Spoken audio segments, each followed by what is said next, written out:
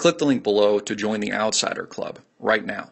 Find out how to avoid and profit from the economic collapse. Hey everybody, I'm Christopher Green. You're tuning into AMTV Alternative Media Television. So according to Malaysian authorities, Flight 370 has been found. Not really. You see, they don't have any physical hard evidence at all. But they do believe without a reasonable shadow of a doubt, that's the claim, that the plane dropped somewhere and crashed in the Indian Ocean.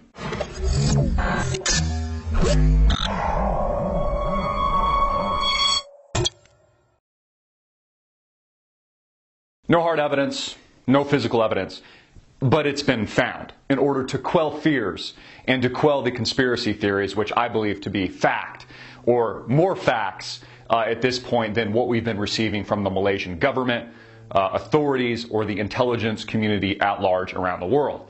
Now, until we have and find physical evidence, there is no plane. It's simply and only conjecture. Now, the latest report, according to the mainstream media, that's gotten, by the way, this entire story wrong from the get-go, literally step by step by step by step. Every oil slick, every sighting, every alleged satellite image has failed, has been erroneous, has been wrong. Now it says that the plane dropped somewhere in the Indian Ocean near the Maldives, near that resort area a lot of honeymooners like to go and get a nice suntan, bake out in the sun. That's what we're expected to believe. And a company, a British company, yeah, like that could be trusted. I mean, if you trust Piers Morgan, then I guess you trust this company, Inmarsat, which says that they now have, allegedly, satellite images, which makes no sense at all because, again, wasn't that the whole case? Wasn't that the whole point about Flight MH370? There was no satellite images. Remember how it went off course on its way from Kuala Lumpur to Beijing, then disappeared in its last known location? Remember, that's what the intelligence community told us.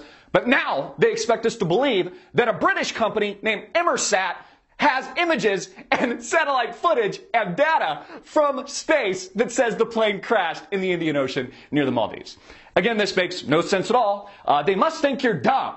And you know what really pisses me off? That they're blasphemizing the victims' deaths, alleged deaths. I actually think that they are still alive. The victims' family members have every right to be outraged, and I'm surprised they are not rioting in the streets. Of course, I'm almost positive that they'll launch a massive lawsuit against Malaysia Airlines and the intelligence agencies around the world, as they probably should, rightfully so. Again, the deaths, or the alleged deaths of these victims, the victims themselves that I believe are still alive, are being blasphemized by the mainstream media, the federal government, the Malaysian government, Malaysian authorities, and the intelligence community at large around the world. Again, connect the dots, folks. None of this makes sense. The fact that 20 members, 20 employees of Freescale Semiconductor out of Austin Base, Texas, that works and sells to the DoD, the Department of Defense, high-level tech executives that work and engage in cloaking technology, the technology of invisibility for war, for airplanes, for tanks, suddenly it happened to be the people, the victims on this plane that disappeared. Again, all of this is just a claim. You know what? I claim the plane was abducted by aliens. Don't believe me? Well, it's beyond a reasonable shadow of a doubt. See how that doesn't make sense? There's no hard evidence. There's no physical evidence. And if they do find the plane, not only do I want to see the plane, but the victims' family members should also ask to see the bodies. Now, there's the possibility that if everyone died, and it actually did go in the ocean, that some of the bodies will probably and already have been lost. Maybe they've been eaten by sharks or something like that. But I would suggest that we could at least find two. And not only would we want, and I would like to see two bodies, I would also like to see DNA sampling matching the genome and the genetic code to the actual victims. And I want that presented to the family members of the victims, and I want the victims of the family members to corroborate that to the public and through the media and hopefully here at AMTV. You know, one of the few, if not the only, truth-based media platform on the planet today. Again, none of this makes sense because, again, there was motive to hijack this plane, which is what I think happened.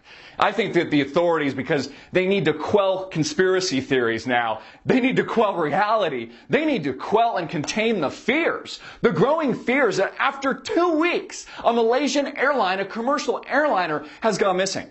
You know, if this was an act of terrorism, if this was a really well thought out plan, as we've discussed before, they'd be equipping this thing with a nuclear bomb and ramming it into a city, God forbid.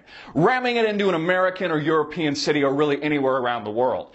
You know, if the terrorists at work here, either inside the federal government itself or outside of it, maybe a nefarious regime or a terrorist group, if they were smart, they'd capture a second plane at this point. Could you imagine the fears then? Could you imagine travel would just grind to a halt? I mean, who would want to board a plane then if two planes could disappear in thin air?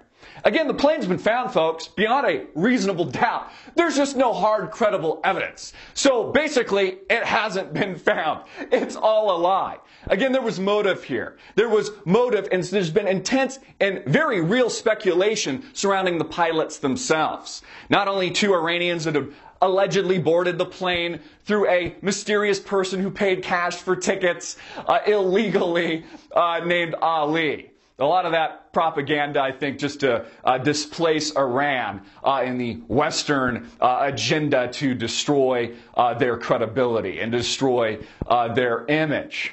Again, the pilot's family, one of the pilots, who, by the way, also had a flight simulator in his house and just liked to fly airplanes when he wasn't flying airplanes, also had his family members, his wife and kids, leave his upscale Kuala Lumpur home compound one day before the missing plane took off and then disappeared. And again, remember, there were no satellite images until now. Until they needed to quell fears and they needed to quell speculation and they somehow needed to put it to bed. Of course we know they're lying to us. Of course we know this is bullshit because the facts don't add up. And that's the point. There is no facts outside of what we already know. There is no tangible, credible evidence. Until we have that, until we have bodies, until we have DNA sampling, we have nothing. What we have is the largest conspiracy, flight conspiracy, since 9/11. I suggest the planes were hijacked. I suggest the people are still alive. I suggest this is part of a much more severe, sinister agenda. And leg 2 of the missing flight is yet to begin. I'm Christopher Green, hard-hitting and in your face as usual. Get this out everywhere, make it viral, hard-hitting and in your face.